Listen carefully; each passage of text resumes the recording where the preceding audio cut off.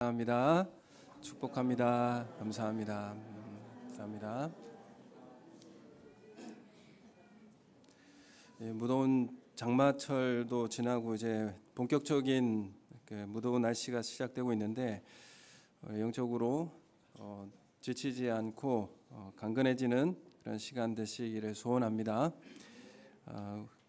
우리가 이제 인간관계를 끝까지 같이 한결같이 이어간다는 것이 참 어려운 일입니다. 이 관계라고 하는 것이 이제 유지되는 것, 그리고 그것을 또 오랫동안 이어지게 하는 것, 이건 참 힘든 일이라고 생각하는 것입니다. 처음에는 이제 이 사람들과 관계를 잘 할 수 있습니다. 그런데 언젠가는 긴장이 풀리게 되어 있고, 그리고 편하게 대하다 보면 사이에 균열이 가는 일이 생기기도 합니다.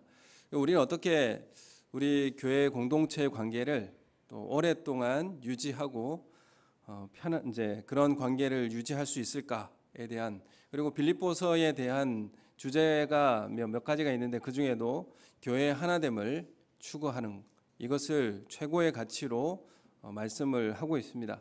그래서 우리의 관계가 깨어지고 나누어지는 그런 상황을 피하고 또 하나된 이 교회의 최고의 가치를 유지하는 것, 어떻게 하면 이게 가능한가라는 것이죠. 우리 성도님들 보면 어렸을 때부터 우리 교회 공동체로 함께 그렇게 자라온 환경들이 있다라는 것을 제가 알게 됩니다. 그래서 어렸을 때부터 잘 알고 지내와서 우리가 관계가 한결같이 이어지는 관계가 될까요? 우리는 교회라고 하는 이 공동체가 어떻게 이 관계를 끝까지 유지하고 또한 이런 은혜의 관계가 계속 지속되는가에 대한 그 비결이 어디 있는가, 오늘 바울과 빌립보 교회의 이 관계를 보게 되면 이 빌립보 교회가 끝까지 바울을 재정적으로 후원하고 또한 동역하고 교제를 이어오는 이런 그 삶을 볼 수가 있습니다. 어떻게 이제 바울이 로마 감옥에 갇혀 있었는데 빌립보 교회가 재정적 후원을 하고 필요를 공급해주고, 또 바울은 빌립보 교회를 위하여서 중보기도를 하고, 이런 교제들이 계속 끊어지지 아니하고 이어지고 있는 이런 것들을 우리가 보게 됩니다. 개척하고 빌립보 교회가 15년 이상이 지났는데 여전히 거리상으로 1000km가 넘는 그런 상황임에도 불구하고 이런 관계가 유지되는 것을 바라보면서 어떤 것이 이런 친밀한 관계와 또한 이 중보의 기도 그리고 교제를 유지할 수 있도록 하게 되는가라는 것을 오늘 살펴보기를 원합니다. 지금 이제 바울이 이 빌립보서를 기록할 때는 로마의 황제 앞에서 재판을 앞두고 연금 상태에 갇혀 있는 상태였습니다. 그래서 이 재판을 기다리면서 편지를 쓰는데 이 편지가 바로 이 빌립보서입니다. 빌립보 교회에 보내는 편지. 그래서 자신을 걱정하는 이 빌립보인들에게, 교인들에게 자신의 상황과 또한 복음의 진보를 알리기 위해서 이 편지를 쓰게 되었습니다. 왜냐하면 이제 바울이 복음을 전하기 위해서 로마로 갔는데 도리어 복음이 증거되어지고 일이 잘 돼야 될 텐데 갇히게 된 것이죠. 이런 것들을 바라보면서 빌립보 교회 성도들이 걱정을 하게 되었습니다. 그래서 이 걱정에 대해서 1장 12절 말씀에 보면 12절 말씀 우리 함께 같이 읽겠습니다. 시작. 형제들아, 내가 당한 일이 도리어 복음 전파에 진전이 된 줄을 너희가 알기를 원하노라. 아멘. 바울이 복음을 전하다가 감옥에 갇히게 되고 재판을 기다리고 있습니다. 사실 바울이 복음을 전하고 하나님의 말씀에 순종하여서 로마에 갔다고 한다면 어떤 일이 일어나야 됩니까? 5,000명씩 회개하고 부흥이 일어나고 가는 곳마다 교회가 세워지는 그런 일들이 이루어져야 되는데 도리어 갇히고 복음을 전하지 못하게 된 그런 상황이 된 것입니다. 그런데 바울은 이 고백을 통해서 내가 갇힌 것이 실패가 아니다 이렇게 말하고 있습니다. 재판을 받는 과정에서 로마의 관리들과 병사들에게 복음을 전하는 그런 통로가 된 것입니다. 사실 이제 복음을 전하게 되면 누구를 만나게 됩니까? 바울이 길거리를 다니고 복음을 전하면 평민들이나 가난한 사람들인 노예나 소작농들을 만나게 되겠지만 감옥에 갇힘으로 누구를 만나게 됩니까? 고위 관리들을 만나게 되죠. 그래서 고위 관리들에게 복음을 전하는 좋은 기회가 된 것입니다. 결국 로마의 황제를 주로 고백하는, 그리고 충성을 맹세한 그 사람들이 예수 그리스도를 주로 고백하는 이런 일들이 일어나게 된 것입니다. 그래서 13절 말씀 우리 함께 같이 읽겠습니다. 시작. 이러므로 나의 매임이 그리스도 안에서 모든 시위대 안과 그 밖의 모든 사람에게 나타났으니. 아멘. 그래서 나의 매인 것이, 갇힌 것이 도리어 모든 시위대 안과 그 밖의 모든 사람에게 나타나게 되었다. 복음의 능력이 나타나게 되었다. 이렇게 말하고 있습니다. 사실 이제 바울에게 연금대에 갇혀 있는 상황에서 지식층들이 바울의 그 사고와 지식 체계를 바꾸려고 그렇게 설득하고 변증하는 일들을 했습니다. 근데 도리어 바울이 그들에게 복음을 전하고 그들의 사상과 체계를 바꾸는 일들이 일어나게 된 것입니다. 그래서 황제를 주로 고백하던 그런 신하들이 도리어 예수 그리스도를 주로 고백하는 이런 놀라운 역사가 일어나게 된 것입니다. 그래서 바울의 상황 때문에 패배주의나 거기에 실망에 빠지지 말고 더욱 믿음을 굳게 서서 복음을 담대히 선포할 것을 지금 바울은 요구하고 있는 것입니다. 그래서 3절의 말씀을 같이 읽겠습니다. 3절 말씀 시작. 내가 너희를 생각할 때마다 나의 하나님께 감사하며. 지금 빌립보 교회 성도들을 이제 보면서 생각하면서 첫 편지의 서두이죠. 첫 편지의 서두를 시작할 때에 내가 너희를 생각할 때마다 나의 하나님께 감사한다 이렇게 고백합니다. 사실 바울에게 있어서 지금 감사할 만한 이유가 있는가라는 것을 좀 찾아볼 필요는 있습니다. 감사할 만한 이유가 사실 없습니다. 감옥에 갇혀서 어떤 형벌이 주어질지 모르는 그런 두려움에 휩싸여 있다고 할 수 있습니다. 그래서 이런 상황 가운데 편지를 쓰는 그런 상황이었습니다.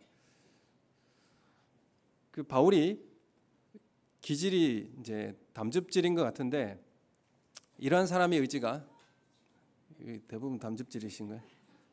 우리 교회 성도님들이 대부분 이제 다혈질이 많으시던데 70% 이상이. 근데 이런 분들의 특징이 뭡니까? 의지가 강하죠. 독립심도 강하고 목표를 세우고 줄기차게 그 길을 밀고 나가는 사람들이 바로 이런 분들입니다. 그래서 가로막히게 되면 어떻게 되죠? 상처받고 힘들어하고 그렇습니다. 그 목표를 세우고 줄기차게 그 일을 밀고 나가는 사람인데 내가 개운 계획과 목표대로 잘 안 되면 어떻게 됩니까? 힘들고 고통스러워하는 거죠. 좌절하고. 근데 바울이 이런 이제 그 기질을 가진 사람인데 내가 목표를 가지고 계획을 세웠습니다. 근데 이 계획대로 잘 안 될 때에 시험이 되게 되고 낙심에 빠지게 되는 것이죠. 그 빌립보 교회가 어떻게 세워졌는가라는 것을 한번 지도로 한번 봤으면 좋겠습니다. 지도를 한번 보여주시면 2차 전도 여행을 하게 되는데 오른쪽 끝에 보면 안디옥이 있습니다. 안디옥 교회에서 출발을 해서 쭉 그 안디옥 또 다른 안디옥이 있죠. BCD 안디옥으로 가게 되고 거기서 어디로 또 가기로 생각했냐면 빨간 선으로 끊었죠. 그 투르키에 지금 터키 지역 위쪽으로 북쪽으로 이렇게 넓은 지역을 전도하기를 원했습니다. 사실은 2차 전도여행 때에 바울이 목표와 계획이 뭐였냐면 그 소아시아 그러니까 터키 지역 그 지역은 넓은 그 지역을 복음을 전하려고 하는 목표와 계획을 세웠었습니다. 근데 그 지역을 계속 복음을 전하려고 했는데 계속 하나님께서 막으시는 거예요. 그곳에서 복음을 전하게 하시고 그래서 그 지역에서 시간을 많이 보내게 됩니다. 그리고 나서 어디로 가냐면 드로아라고 하는 그 항구로 가게 되죠. 그리고 드로아 항구에서 드디어 어디로 건너가게 되냐면 마게도냐라고 하는 그 유럽입니다. 유럽의 지역으로 넘어가게 되죠. 바울은 그 지역으로 가려고 하는 생각도 하지 못했습니다. 그런데 하나님께서 아시아 지역의 복음을 전하려고 하는 계획을 포기하게 하시고 드로아로 안내하셔서 마게도냐 유럽으로 건너가게 하셨고 첫 번째 유럽의 관문인 빌립보 도시에 들어가게 하셨습니다. 그리고 그곳에서 복음을 전하고 빌립보 교회를 세우게 하셨죠. 이런 일들을 하나님께서 하신 것입니다. 근데 하나님께서 이 바울의 계획과 목표가 있었죠. 바울의 계획과 목표가 있었는데 이것을 막으셨습니다. 북으로 이동해가는 소아시아 안디옥에서 북쪽으로 가는 길도 막으셨고 동쪽으로 가는 길도 막으셨고 도리어 서쪽에는 드로아로 하나님은 코너에 모르셨습니다. 그곳에서 도저히 어디로 가야 될지 알지 못하고 있는 가운데 사실 바울이 그 지역을 돌아다니면서 수많은 시간을 거쳐가면서 드로아 지역까지 드로아 항구까지 가게 되었는데 그냥 갔겠습니까? 기도하면서 왜 길이 자꾸 막히지? 왜 자꾸 내 일에는 목표와 계획이 제대로 실행되지 않지라고 하는 좌절 가운데 기도하면서 드로아까지 가지 않았겠습니까? 자신의 계획이 막히게 되자 낙심하게 되었고 길이 다 막힌 상황에서 드로아 항구로 가게 됩니다. 바울의 입장에서 보면 일이 잘 안 풀립니다. 하는 일마다 잘 안 되는 거죠. 안디옥에서 이제 떠나가게 될 때에 안디옥 교회에서 떠날 때 어떻게 2차 전도 여행을 떠나게 되냐면 바나바와 결별을 하게 됩니다. 헤어지고 안디옥 교회에서 그러니까 안디옥 교회 담임 목사님인 이 바나바와의 결별이라고 하는 것은 안디옥 교회에서 이제 재정적 후원이나 이런 것들이 이제 끊어진다는 것을 의미합니다. 그래서 2차 전도 여행은 홀렬단신 신라와 함께 전도 여행을 떠나게 된 것이죠. 근데 가는 길마다 잘 안 돼요. 내가 그 사람과 이제 잘해보겠다고 갈라서고 떠났는데 자신 있게 떠났는데 일이 잘 안 되는 거죠. 목표대로 잘 되지 않고 그런 일들이 생기게 되었습니다. 근데 드로아 항구에 내려갔는데 거기서 기도하다가 환상을 보게 되고 그 환상이 마게도냐로 와서 우리를 도와달라라는 그런 환상을 보게 됩니다. 그래서 바울은 드디어 마게도냐 유럽 지역으로 향하게 되는 것이죠. 유럽에 도착한 첫 도시가 빌립보였습니다. 빌립보 지역에 처음 들어갔을 때 어떤 일이 일어나는가 하면 그곳에 이제 회당도 없고 그렇기 때문에 강가에 가서 기도하다가 루디아를 만나게 되죠. 루디아를 만나게 되고 또 빌립보 지역에 처음 들어갔을 때 어떤 일이 있었냐면 귀신 들린 여종을 고쳐주게 되죠. 근데 이 여종을 고쳐주게 되었는데 억울하게 이 여종의 주인들에게 고소를 당해서 어떤 일이 일어나느냐 하면 매를 맞고 지하 감옥에 갇히게 됩니다. 성령 하나님의 인도하심으로 빌립보까지 오게 되고 또 막상 들어왔지만은 많은 사람들이 환영해 주지도 않았습니다. 강가에 자주색 옷감장수 루디아를 만나게 되고 귀신 들린 여종을 고쳐주었지만 자신에게 다가온 건 뭐였습니까? 매맞고 갇힌 것이 하나님의 인도하심의 결과였음을 확인할 수밖에 없었습니다. 매맞고 거의 죽게 되었다가 사도행전에 보면 한밤중에 기도와 찬미를 하게 됩니다. 찬양을 합니다. 사실 한밤중에 깨어났다라고 하는 게 그 몹시 매를 맞고 이제 착고에 채워서 가두어 놓는데 정신을 잃었던 것 같습니다. 정신을 잃었다가 이제 한밤중에 깬 거죠. 한밤중에 깨고 이제 묶여 있는 것을 확인하고 갇혀 있는 것을 확인하며 신세 한탄을 한 게 아니라 뭐 했다고 합니까? 기도와 찬미를 했다, 찬양을 했다 이렇게 고백합니다. 정신을 들었는데 찬양을 하게 한 것이죠. 그리고 기도와 찬미를 하자 어떤 일이 벌어지게 됩니까? 옥문이 열리게 되었습니다. 그래서 옥문이 열리자 지키는 간수가 자신의 죄수가 나간 것으로 생각하고 자결을 하려고 합니다. 그러자 바울과 실라가 그 자살을 하려고 하는 것을 막고 그 간수의 집에 거하게 됩니다. 간수의 집에 들리게 되고 그 간수의 집에서 유명한 말을 하게 되죠. 말씀을 선포하게 되죠. 무슨 말씀입니까? 주 예수를 믿으라 그리하면 너와 내 집이 구원을 얻으리라. 이 말씀을 선포합니다. 그래서 빌립보 교회가 개척 교회 멤버가 이제 갖추어지게 되죠. 루디아라는 여자 사업가, 그리고 점치는 여종, 이제 고쳐진 여종, 그리고 세 번째는 감옥의 간수와 그의 가족들이 이제 빌립보 가정교회를 처음 세운 개척 멤버가 되는 것입니다. 그래서 이 바울의 계획이 소아시아 그 지역을 이제 복음을 전하려고 하는 이 계획이 목표가 두 번이나 막히게 되고 포기하게 하시고 유럽으로 가는 길을 여신 것입니다. 하나님께서 내 계획을 막으시군다고 해서 실망할 필요가 전혀 없습니다. 우리가 목표를 세우고 계획을 세웠는데 내 계획대로 내 뜻대로 안 된다고 해서 실망할 필요가 전혀 없습니다. 바울은 두 번의 막힘과 성령의 인도하심의 순종을 통하여서 유럽 대륙 복음화의 길을 열게 되었습니다. 로마와 빌립보까지, 빌립보에는 로마에서 빌립보까지 가는 넓은 고속도로가 뚫려 있습니다. 에그나티아 대로라고 큰 도로가 뚫려져 있어서 거대한 이 유럽의 복음화의 토대가 되게 되었습니다. 그래서 안디옥 교회로부터 재정 후원을 받았던 선교 사역이 이제는 유럽 지역의 선교 사역은 어느 교회를 통하여서 선교 사역이 이루어지겠습니까? 빌립보 교회를 통하여서 유럽 지역의 복음을 전하는 선교 기지가 이루어지게 된 것이죠. 그래서 바울이 어디를 가든지 이 복음을 전하는 일에 있어서 재정적 후원과 기도를 빌립보 교회가 감당하게 된 것입니다. 하나님께서는 이렇게 유럽을 인도하셨고 빌립보 교회를 세우셔서 유럽 복음의 전초기지로 하나님께서 세우시는 것을 우리가 보게 되는 것입니다. 거대한 유럽을 복음화하게 되게 하고 그리고 로마를 거쳐서 이제 어디까지 오게 됩니까? 우리에게까지 복음이 전해지게 되는 이 일들이 일어나게 됩니다. 거대한 유럽을 복음화하게 한 것이 결국 유럽의 기독교 국가로 세워지게 하고 그 교회가 그 복음이 우리에게까지 전해지는 그런 토대가 되는 것입니다. 그래서 3절 말씀을 보면 내가 너희를 생각할 때마다 나의 하나님께 감사한다. 이 말이 우리에게 다가오지 않습니까? 빌립보 교회를 볼 때마다 지금 로마 교회에 갇혀서 이제 로마 그 유럽의 복음을 전하는 일을 빌립보 교회가 후원하고 재정적 후원과 또 중보기도를 통해서 돕고 있는데 지금 바울이 로마의 감옥에 갇혀서 생각해보고 빌립보 교회를 생각할 때마다 하나님 앞에 감사한다라고 하는 것이 너희를 생각할 때마다 나의 하나님께 감사한다 이렇게 고백을 하고 있습니다. 여러분 우리가 교회를 볼 때마다 나의 하나님께 감사한다 이런 고백이 있습니까?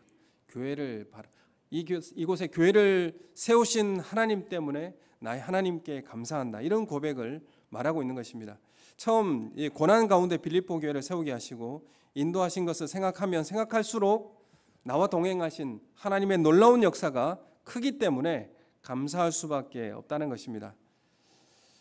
안디옥 교회의 재정 후원을 받을 수 없는 상황에서 이제 선교지를 개척해야 하는 상황이었습니다. 막막한 드로아에서 누구를 만나느냐면 막막한 항구였던 그 드로아에서 누구를 만나느냐면 누가를 만나게 됩니다. 누가가 누구입니까? 누가는 사도행전을 기록하고 누가복음을 기록했죠. 그래서 사도 바울의 행적을 누가가 낱낱이 기록하고 베드로도 사도이고 바울도 사도였다라는 사실을 명확하게 증언하는 게 바로 사도행전을 쓰게 된 동기가 됩니다. 왜냐하면 베드로는 어디의 사도입니까? 유대인들의 대표적인 사도가 되는 것이고요. 또한 바울은 어디의 대표적 사도가 됩니까? 이방인들을 대변하는 대표적 사도가 됩니다. 그래서 사도행전은 바울과 베드로를 같은 선상에 놓고 기록하게 되죠. 그 사람을 어디서 만나느냐면 드로아 항에서 만나요. 인생의 코너에 몰렸을 때에 바울은 누가를 만나게 됩니다. 그리고 2차 전도여행 때 누가 합류하게 되냐면 디모데가 합류하게 되죠. 그래서 자신의 일꾼들을 만나게 되고 그 선교의 전도의 일을 감당할 수 있는 동력자를 하나님께서 붙여주게 되는 것이죠. 그래서 바울은 생각지도 못한 유럽을 향하게 되고요. 그곳에서 예비된 하나님의 백성들을 만나게 되는 그런 일들을 바울은 목도하게 됩니다. 그래서 빌립보 교회는 바울을 걱정하며 염려하는 중보기도자가 되어 주었고 또 바울을 재정적 후원을 아끼지 않는 그런 헌금을 보내주었습니다. 오늘 이 빌립보서에도 보면 빌립보 교회가 바울에게 로마 감옥에 갇혀 있을 때 재정적 후원을 해주고 돌보는 이런 일들을 했다는 것에 대해서 감사의 표시를 합니다. 사실 바울은 어떤 재정적 지원과 후원을 받으려고 안 했습니다. 그런데 빌립보 교회가 후원하고 지원해 주는 것을 받았고 거기에 대해서 감사의 표현을 하고 있습니다. 그래서 빌립보 교회를 생각할 때마다 하나님의 섭리가 너무 감사한 거예요. 하나님께서 어떻게 이렇게 일을 하셔서 나에게 이런 인도하심을 하나님의 역사를 바라보면서 너무 감사하다라고 그렇게 고백하는 것입니다. 바울 자신의 어려움과 고뇌에 대해 친히 길을 열어주시고 복음의 불모지에서 길을 내시고 복음의 문을 열어주는 역사를 하나님께서 하신 일을 바라볼 때마다 하나님께 나의 하나님께 감사한다 이렇게 고백하는 것입니다. 내가 계획해서 내가 능력이 뛰어나서가 아니라 하나님께서 이루어 가시는 역사를 바울이 보면서 감사한다라고 그렇게 고백하는 것입니다. 바울이 생각하는 것보다, 바울의 생각은 무슨 생각이었습니까? 소아시아 그 지역을 복음으로 전하려고 하는 것이 자신의 생각이었고 계획이었습니다. 그런데 하나님은 더 큰 일을 행하고 계시고, 하나님은 더 큰 일을 보여주셨고, 인도하시는 그 하나님을 볼 때마다 나의 하나님께 감사한다고 그렇게 고백하는 것입니다. 여러분 우리의 삶을 통해서 하나님의 하시는 일들을 바라보시고 더 큰 일을 행하시는 하나님의 일을 바라보시는 우리 성도님들 되시길 예수님의 이름으로 축원합니다. 내 계획과 내가 생각했던 일들이 이루어지지 않는다고 실망하지 마시고, 하나님의 일을 바라보시며 더 큰 일을 행하시는 하나님을 바라보시며 나의 하나님께 감사하는 이 감사의 기쁨이 넘치시기를 예수님의 이름으로 소원합니다. 빌립보서는 기쁨이라고 하는 단어가 12번 이상 나옵니다. 그래서 기뻐하고 기뻐하라 이렇게 당부합니다. 사실 바울이 기뻐할 수 있는 조건이 아니죠. 그런 상황도 아니고요. 그러나 자신의 상황을 뛰어넘어서 하나님의 하시는 일들을 바라보니까 기뻐하고 감사할 수밖에 없다라는 것을 고백하고 있는 것입니다. 바울은 이러한 빌립보 교회를 3절에 생각할 때마다 감사하고, 4절에 보면 간구할 때마다 기쁨으로 기도한다 이렇게 고백하고 있습니다. 생각할 때마다 감사하고 기도할 때마다 기쁨으로 기도한다 이렇게 고백하고 있는 것이죠. 하나님의 하신 일들을 확인하게 되면 이러한 기쁨이 넘치게 될 줄로 믿습니다. 감사와 기쁨의 제목은 하나님의 행하심에 대한 확신입니다. 하나님이 하셨다라고 하는 것에 대한 확신이죠. 이 일은 하나님께서 하신 일이다라고에 대한 확신입니다. 그리고 나에게 개인적 교제로 확인할 수 있었던 기쁨입니다. 이 일은 하나님과의 깊은 기도와 교제 가운데서 확인할 수 있었습니다. 바울이 가고자 하는 목표와 계획들이 계속 좌절되고 포기될 때마다 바울은 기도했을 것입니다. 그 시간이 길어질 때마다 하나님 앞에 기도했고 그 교제의 기간이 길어지게 된 것이죠. 그런 교제의 기간을 통하여서 하나님과의 기쁜 만남이 있었고, 그래서 나의 하나님이라고 이렇게 고백하고 있는 것입니다. 나의 하나님께 감사합니다. 이런 고백을 하는 것이죠. 아시아에서 길이 막힐 때마다 기도하고 성령 하나님의 인도하심을 구했습니다. 우리는 그 기간에 하나님과의 개인적 교제에 들어가게 되는 것이죠. 내가 목표했던 것이 계속 좌절되고 또한 상황이 막히고 어려운 일들이 계속 생깁니까? 그때 기도하시길 원하고요. 그 기도를 통해서 하나님과의 깊은 교제 가운데 들어가게 되는 것이죠. 그걸 통해서 하나님의 일하심을 확인하게 되고 하나님을 만나는 그런 통로가 되는 것입니다. 우리의 진정한 감사와 기쁨은 어디서 오게 될까요? 바울은 지금 진정한 감사와 기쁨을 고백하고 있습니다. 여러분, 하루를 이제 휴가 기간이기도 하고 그래서 경치 좋은 곳에 가서 잘 차려진 맛있는 음식을 먹고 또한 경치가 좋은 카페에 가서 차를 마시고 가장 친하고 편한 사람과 이야기를 나누고 즐기다 오면 감사와 기쁨이 넘칠까요? 그 동남아에 있는 피서지역 휴양지를 다녀와서 돌아오면 감사와 기쁨이 넘칩니까? 피로와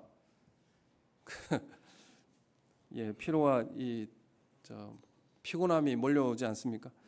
어떻게 하면 감사와 기쁨이 우리 가운데 넘칠까요?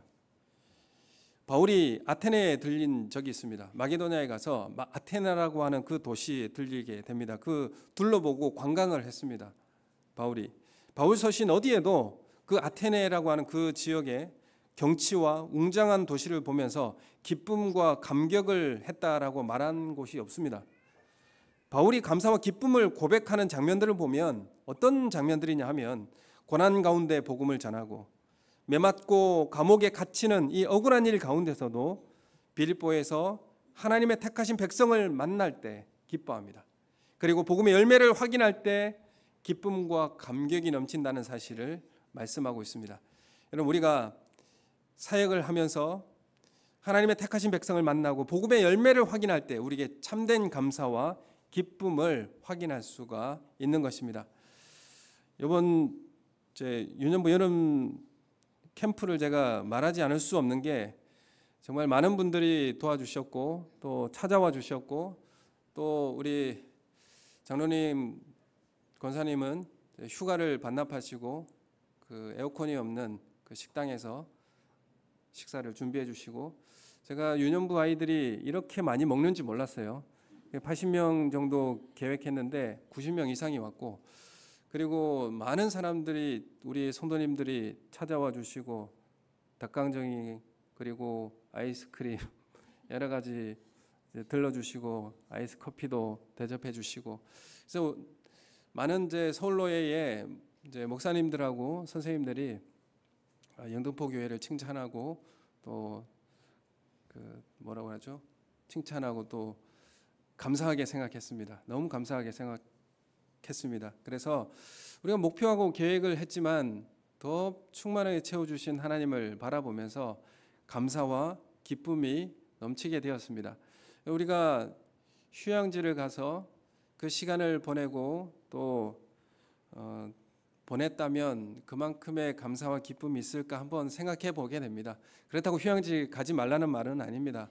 근데 정말 우리에게 찾아오는 진정한 감사와 기쁨이 뭔가 한번 생각해 봤으면 좋겠다는 것입니다.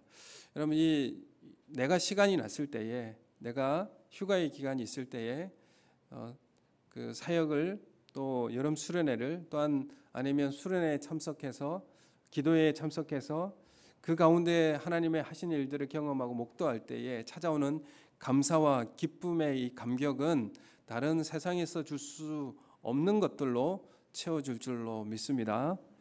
여러분, 우리가 이 육신을 만족하는 일에만 추구하면 항상 부족과 결핍을 느낄 수밖에 없습니다. 육신을 만족시키려고 하다 보면 이 육신은 만족을 몰라요. 그래서 육신을 만족시킬 수가 없습니다. 그러니 육신을 만족시킬 수가 없으니까 어떤 현상이 일어납니까?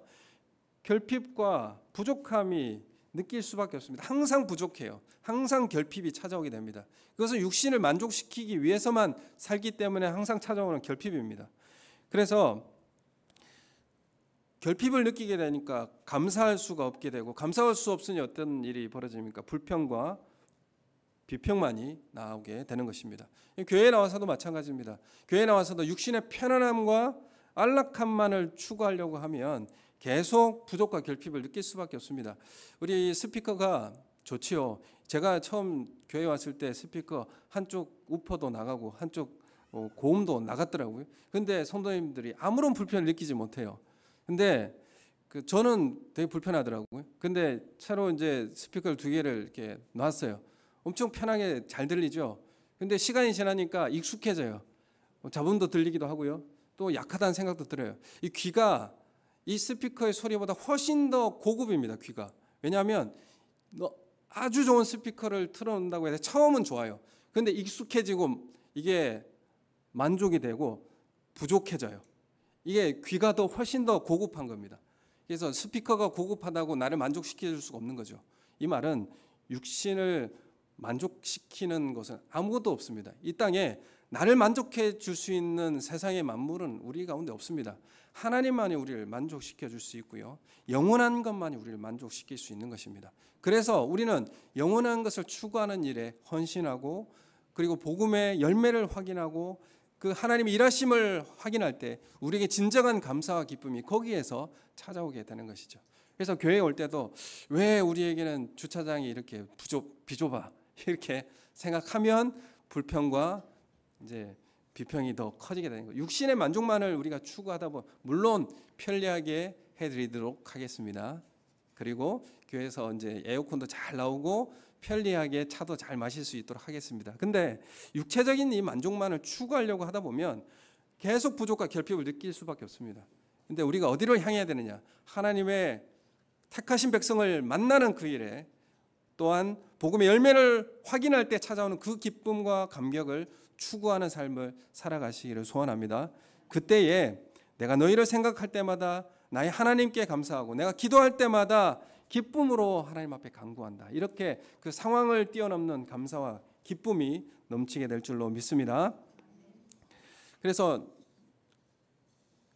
이 바울이 이 빌립보 교회에 편지할 때 첫 번째는 자신의 갇힌 상황이 복음에 더 진전을 주는 일이었다라는 것을 말하고 있고, 두 번째는 뭐냐면 빌립보 교회에 분열이 있었습니다. 나뉘어짐이 있었는데 두 여지도자의 다툼이 있었습니다. 그래서 교회가 아마도 이제 나뉘어진 그런 상황이었던 것 같습니다. 그래서 이 분열을 조장하는 사람들이 서로 자신들이 바울의 정신을 잘 나타낸다고 주장하면서 은근히 자신의 편을 들어주기를 원했던 것입니다. 그래서 나쁜 게 아니죠. 하나님의 일이 이게 맞다, 이게 맞다라고 서로 다투는 그런 가운데 분열이 있었는데 자신의 편을 들어주기를 그렇게 원하는 사람들이 있었습니다. 그런데 바울은 어떤 단어를 한쪽을 지지하거나 그렇게 하지 않습니다. 너희를 생각할 때마다, 그리고 4절에도 보면 너희 무리를 위하여 기쁨으로 간구한다 이렇게 말하고 있죠. 이게 한쪽 편만을 편들어주지 않습니다. 너희 모든 무리들, 너희 모든 사람들, 이렇게 빌립보서에 보면 자세히 보시면 너희 모두 이런 말들을 자주 사용합니다. 너희 모두 하나됨을 이야기하고 있는 것이죠. 그래서 바울은 어느 한쪽 편을 손들어 주지 않고 모두를 위해서 똑같이 사랑하고 똑같이 기도한다라고 말하면서 하나의 교회가 되어주기를 바라고 있는 것입니다. 그래서 교회의 최고의 가치는 하나됨에 있습니다. 교회의 최고의 가치를 하나됨에 두고 하나님 말씀에 순종하는 우리 교회가 되기를 소원합니다. 그래서 교회에서 사역할 때도 내 편으로 만들거나 내 라인으로 만들지 않고 모든 사람에게 모두의 관심을 하나님을 향할 수 있도록 하는 것이 진정한 리더의 인격과 바른 신앙을 소유한 사람이라는 것을 우리가 알게 되는 것입니다. 내 라인 만들지 마시고 내 편 만들지 마시고 모두가 하나님 편으로 향하여서 하나님께 그 관심을 가지고 나아갈 수 있도록 만들어주는 것이 진정한 영적 리더의 바른 신앙을 소유한 사람의 모습인 것을 알게 되는 것입니다. 이 빌립보 교회 내부에 각자 자기 의견을 주장하며 다툼이 있었는데 우리도 때로는 교회 일을 하면서 내가 저 사람하고 일을 같이 해야 되는가 이런 생각을 하게 되죠. 또한 내가 관두지 말고 그냥 차라리 내가 관두고 말지 이런 생각을 할 때가 있습니다. 바울은 사람의 일에 신뢰와 근거를 두지 않고 사람을 통해서 일하시는 하나님을 바라보게 되었고 그 하나님께 확신의 근거를 두게 되었습니다. 바울이 1차 전도여행을 마치고 안디옥 교회에서 선교 보고를 하게 됩니다. 사도행전 14장 27절 말씀을 우리 함께 읽겠습니다. 사도행전 14장 27절 말씀 같이 읽겠습니다. 시작. 그들이 이르러 교회를 모아 하나님이 함께 행하신 모든 일과 이방인들에게 믿음의 문을 여신 것을 보고하고 아멘. 1차 전도여행을 마치고 안디옥 교회에서 이제 선교 보고를 합니다. 1차 전도여행 때 어떤 일이 있었느냐 하면 돌에 맞아서 거반 죽을 위협에 죽게 되어서 버려지는 그런 일도 겪게 되었고요. 버가야에서는 죽을 질병에 걸려서 죽을 뻔한 위기, 그리고 타우루스 산맥을 2주 동안 넘어야 하는 그런 고된 여정을 겪어야 됐고, 그런데 도움이 필요한데 마가마저도 집으로 돌아가 버리는, 이탈해 버리는 이런 상황이 펼쳐지는 정말 극심히 어려운 상황을 겪게 되었습니다. 그런데 내가 한 일로, 내가 겪은 일에 지나치게 많은 영광을 돌리지 않습니다. 바울이 지금 보고할 때 뭐라고 이야기합니까? 하나님이 함께 하셔서 행한 일이라 이렇게 표현하고 있습니다. 자신이 얼마나 고통을 많이 겪었고 얼마나 많이 수고했고 이런 일들 말하지 않습니다. 하나님이 나와 함께 하셔서 행한 일이라 이런 표현을 사용하고 있습니다. 오늘 빌립보서 1장 6절의 말씀에도 보면 이렇게 고백하고 있죠. 6절 말씀 우리 함께 읽겠습니다. 시작. 너희 안에서 착한 일을 시작하신 이가 그리스도 예수의 날까지 이루실 줄을 우리가 확신하노라. 아멘. 너희 안에 착한 일을 시작하신 이가, 너희 안에 착한 일을 시작하신 이가 누구겠습니까? 착한 일은 빌립보 교회를 설립하고 개척하게 하시고 교회를 이루신 이 일을 시작은 누가 하신 것입니까? 하나님이 하셨다라고 지금 고백하고 있습니다. 사실 이 시작의 언급을 자신의 한 수고에 대해서는 전혀 언급하지 않습니다. 바울이 마게도냐로 건너갔고 빌립보에 들어갔기 때문에 교회가 세워진 거 아닙니까? 그 시작을 바울이 처음 시작한 거 아닌가요? 그런데 바울이 시작한 것이 아니라 하나님께서 시작하셨다. 내가 시작한 일이 아니다. 이렇게 말하고 있습니다. 하나님이 시작했다라고 이렇게 고백합니다. 바울은 얼마든지 말할 수 있습니다. 내가 원래는 아시아로 가려고 했는데 하나님께서 나에게 환상을 보여주셔서 이런 일들을 하게 하셨다. 그리고 빌립보 교회를 세우는 일을 내가 시작했다. 이렇게 말할 수 있죠, 바울이. 그런데 이렇게 말하지 않습니다. 환상을 보고 마치 우리가 이제 이런 것들을 경험하게 되면 내가 영적 능력이 대단해서 환상을 보고 꿈을 꾼 것처럼 이야기할 수도 있습니다. 내가 환상을 보니까 마게도냐로 가라고 해서 빌립보 교회를 세우게 되었다. 내가 시작하게 됐다. 이렇게 말할 수 있지 않습니까? 환상은 사실 내가 보고 싶다고 볼 수 있는 겁니까? 하나님께서 보여주셔야 볼 수 있는 것이죠. 꿈을 꾸는 것도 내가 꿀 수 있다고 꾸는 겁니까? 하나님께서 꿈을 꾸게 해주셔야 우리가 꾸는 것입니다.